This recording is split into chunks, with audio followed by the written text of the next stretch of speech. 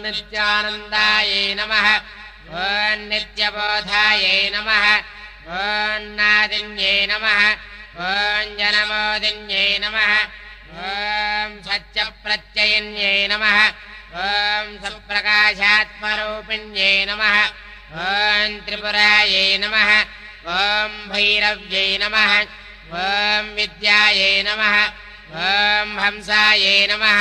ॐ वागेश्वर्यै नमः ॐ शिवायै नमः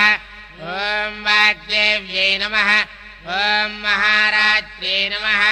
ॐ कालरात्र्यै नमः ॐ त्रिलोचनायै नमः ॐ भद्रकाल्यै नमः ॐ कराल्यै नमः ॐ महाकाल्यै नमः ॐ तिलोत्तमायै नमः ॐ काल्यै नमः ॐ कराळवक्त्रान्तायै नमः